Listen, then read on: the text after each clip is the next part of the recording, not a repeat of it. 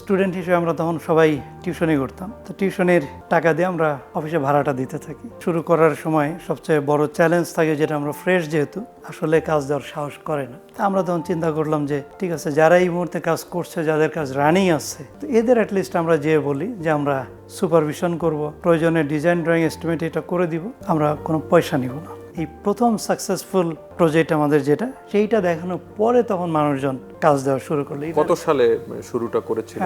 শুরু করেছিলাম আমরা 2001-এ, পাশ করার পরে। আমরা পাশ করি 2001-এর অগাস্টের 5 তারিখে।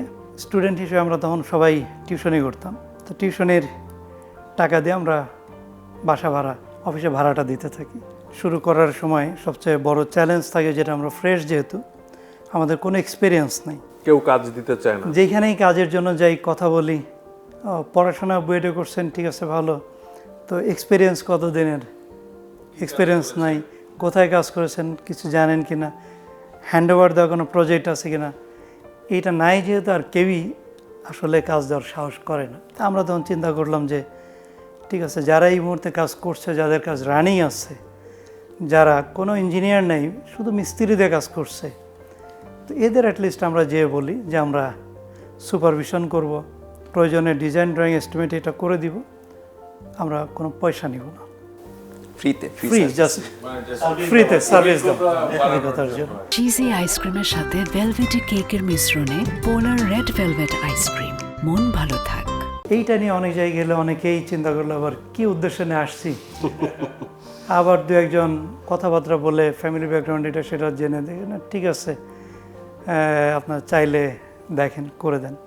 এরপরে একজন, তার 5 তলা একটা বিল্ডিং হবে আমাদের অফিসের পাশেই, তো সে প্রথম আমাদেরকে ডিজাইন ড্রয়িং এস্টিমেট এবং কনস্ট্রাকশন পুরাটা দেখার জন্য দিলেন।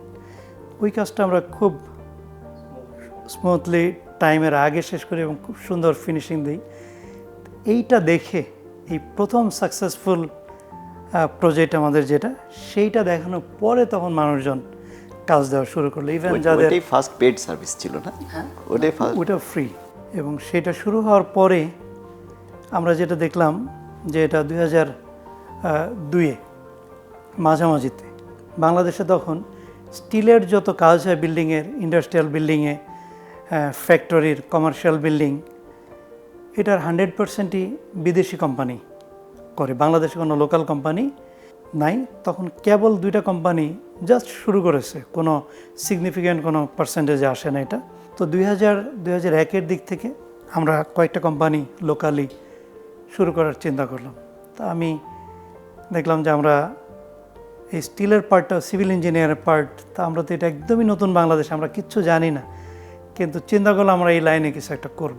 এটারও কি প্রথম কাজটা ফ্রি ছিল নাকি? না, এটা প্রথম কাজটা ফ্রি ছিল না, ওটা অন পেমেন্টই পেয়েছিলাম।